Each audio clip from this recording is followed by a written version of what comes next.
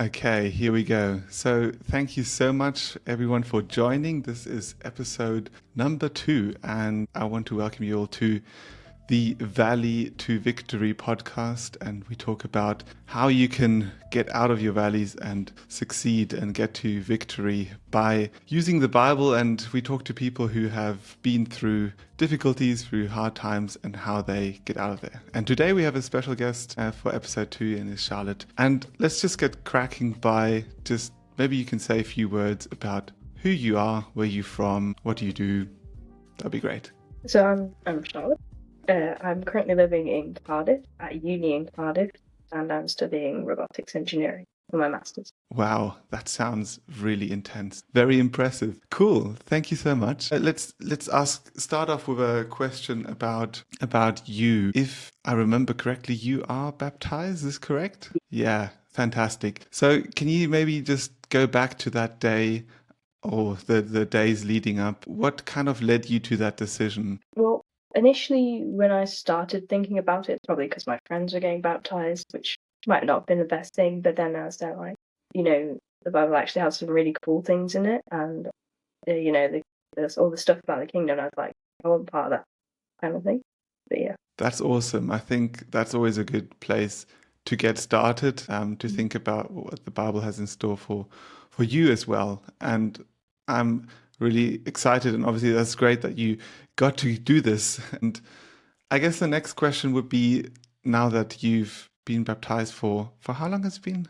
3 years. 3 years. Okay, wow. So you've been baptized for 3 years. How has your relationship then changed with God and Jesus? Has there been a change, or has it been the same? Yeah, I think initially I didn't realize how much I'd be doing, if that makes any sense. Initially, I was like, oh, it's going to be easy, it's going to be plain sailing, But now it's a bit more like, okay, there's more work involved.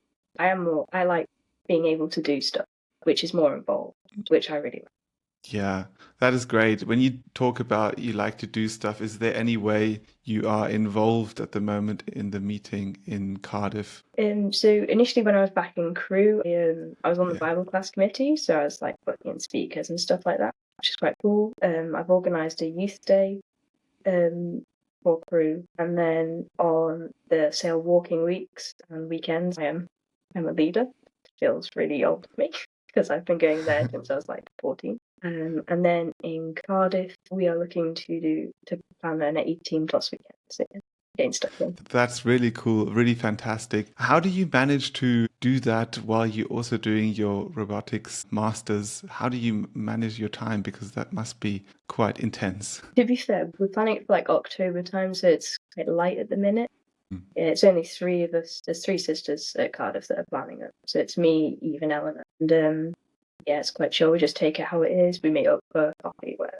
Just have an afternoon because I think we'll have like Wednesday afternoons off, which is quite nice. That's so cool. Thank you for sharing that. I think it's very empowering for anyone who's thinking about getting involved, maybe in their meeting, in their church. That is possible to do that while also being in a life stage that is often like you focus 100% on uni or whatever it is, school, and you kind of often think, oh well, what actually would be possible? Like, could I even switch? Could I even do something parallel for God? And I think there's always time and always opportunity to invest and to spend that time doing things that really matter. Let's get into the nitty-gritty. Have there been times when you have felt like you're struggling? What have been your biggest struggles? And is there any like moment that you can recall where you felt far away from God? But initially, I kind of felt a bit alone. I think maybe like a year ago because I was at crew and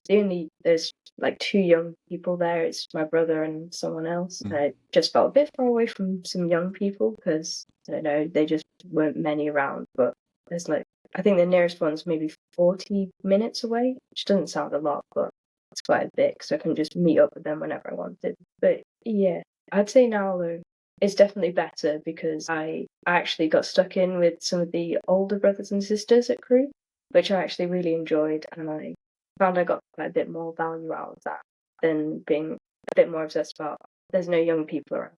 And I think that's really powerful because often we used to, me included, like it's easier to talk to people your age, but I feel like the value that you get from people is especially high with either talking to young kids, like under 12, 13s, like not even teenagers. They can give you a lot of energy sometimes when you just chat to them and they feel special because someone older talks to them.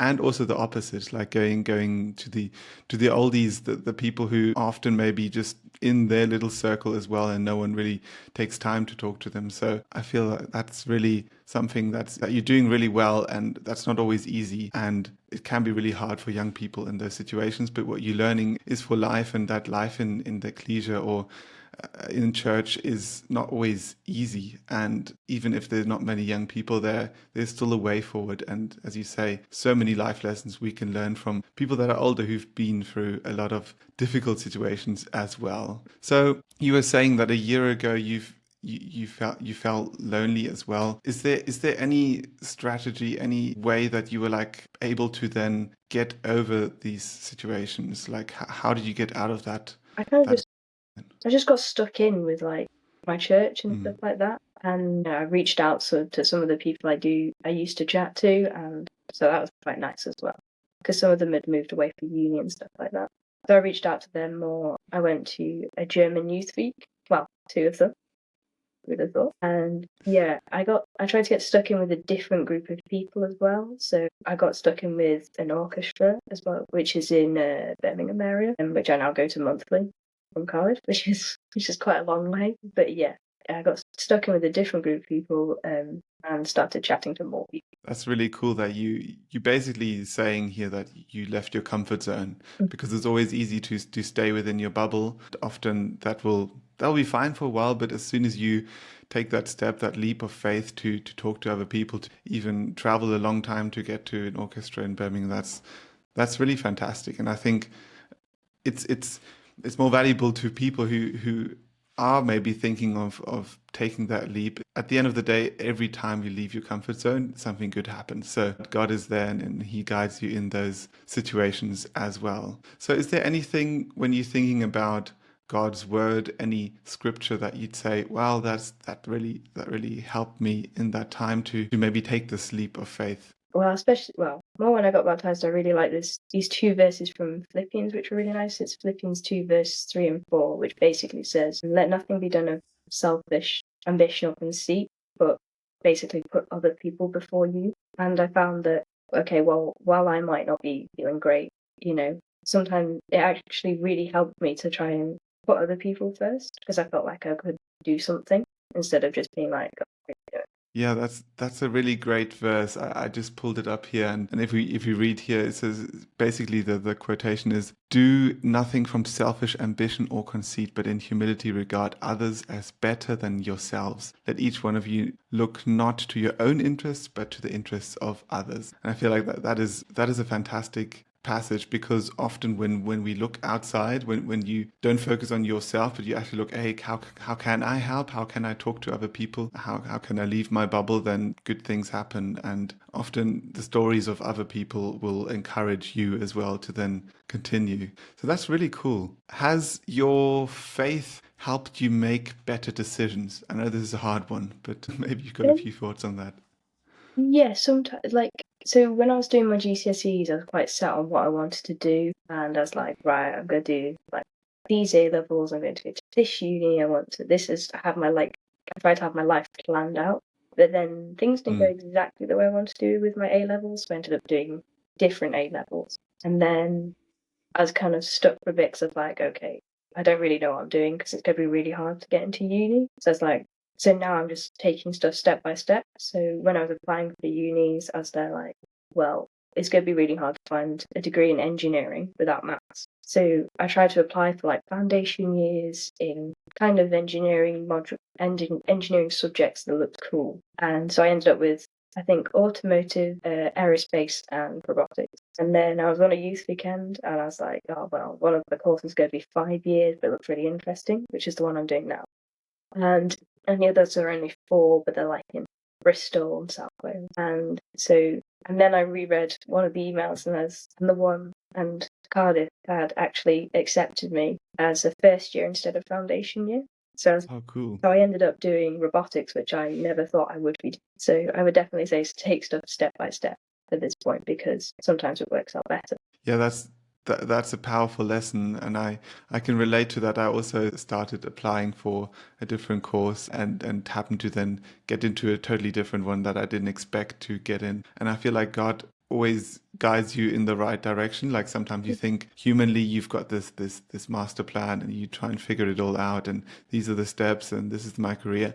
And then God's like, well, actually, no, that's not what I want for you. And there's so many powerful lessons in that to trust God and to let him just take control of your life, because at the end of the day, that's the right direction. Yeah, really powerful. I think maybe if we move on to people, is there any person in your life, any character that you look up to who's impacted you? So there was a brother at my old church, who actually took me through instruction. I didn't initially talk to him much, but then, I asked if he'd do my instruction for me, and he was really lovely, and I actually got to talk to him a lot better. And then when I did get baptized, he was, I think, head of the Bible class committee, and I was like, hey, so I have these ideas. And he's like, just come join the Bible class committee. I was like, great. So it actually really set me up, because I was talking with some, I don't want to say like older brothers and sisters, but obviously older than me, maybe 40s. And I think he's 80 now. But yeah, that definitely put me into talking to people a lot more and getting more involved. And him and his wife, so he came from outside, he wasn't initially a Christian, but became Christian. And he's just really cool, because him and his wife trained guide dogs. And it's just really cool. And I really like that. That's fantastic. What an inspirational character. And I think those kind of people can really mold you and direct you into this great path of you look up to them. And they also, I see that he then also empowered you, which is really important. I think once people are empowered, then they're willing to go all in and give it a lot of energy, which is fantastic. Maybe you can like also to how is he maybe a type of Christ? Like what characters, traits did he have that stood out to you? I mean, he's just genuinely lovely, and he's always like really patient, like towards. He's had like loads of energy for like younger people as well.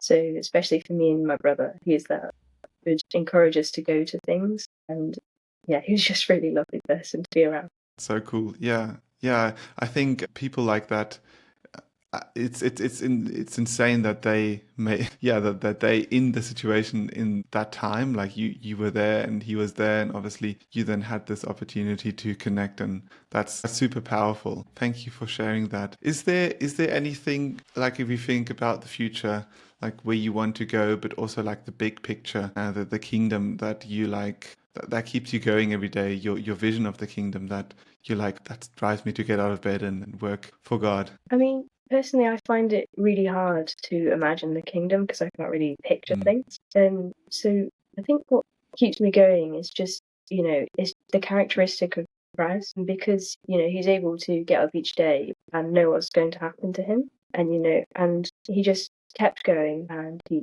was obviously lovely to people, kept talking to people, and, he kept going, even though he knew he had to do what he had to go through for us. And it's the fact that he went through that for us that I want to keep, carrying out how he behaved and imitating that. I think you hit the nail on the head, because Christ is like our perfect example. Like every day when we think of, like I've got this, you might have a similar one, like the "What would Jesus do" wristband, which kind of is a daily reminder to me to try and think, what would Jesus do in this situation? Like that. I mean, I must admit there are times where I don't do what my wristband says, and so yeah, we always stuff up, but it's a good reminder, and it really helps to keep Christ at the center. And what you said is super powerful. So thank you for sharing that. And I think to have a kingdom vision is not always easy, and it develops over time and throughout your life. And like I'm 26 and still, like I feel like sometimes there's so much more to learn, there's so much more to visualize. But just for me, connecting and in prayer, thinking about these things in when you just sit down and actually like paint a picture in your head, which sometimes is hard, sometimes is easier. That paints this amazing time with no more suffering, no more pain. And that's such a great image to have in our heads as well. So, yeah, thank you for sharing. And I think we could try and conclude here if there's anything you would like to say about or for people that are listening in that might be your age, maybe younger Bible readers, Christians, Christadelphians, people who are keen and excited to learn. And what would you say? What would be like 3 key pieces of advice you'd want to share with them? I think especially for young Christadelphians, I've noticed some of them are really want to study the readings every single day, or the idea of doing that just, puts them off a bit because it's quite a lot of things to do. I would say just take one thing. If you can take one thing from the readings each day just to keep with you, then I'd say that is like a really good thing to do, because I've started doing that, and it's really helpful for the days where mentally you can't give everything to spend ages on the readings, and so long as you get one thing from them, then that's really good. And that's, I don't know, just take each day as it comes. Sometimes not everything will work out the way you think it will, and you've just got to be patient and see how it works out, because sometimes it will work out for better. Yeah, so that is so powerful, especially that first thing, one key point, one highlight, as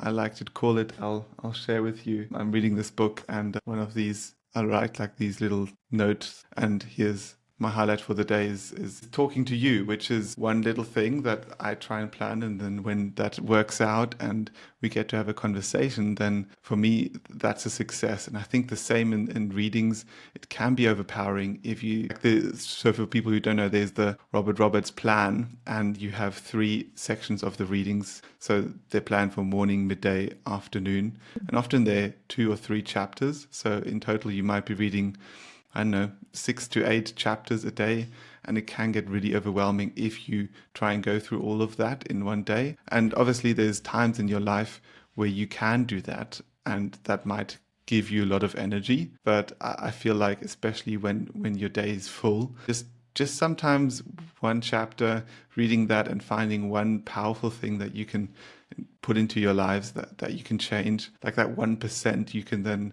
get better or closer to how God is and how Jesus, to mirror Jesus. That would be really powerful. And then I think you touched on the aspect of not worrying about tomorrow. I think Jesus is the great example, who also said, like, look at the sparrows. They do not sow, they do not reap, but God cares for them. So why are you worried about tomorrow? Easier said than done. But yeah, each day comes, and each day has its own issues and problems, but each day also can be a day where we can rejoice and be glad, because God has given us a new day, which is not something that we should take for granted as well. So that's so powerful. I think if you had one thing or one wish you could tell your earlier self, what would that be? So many things, probably.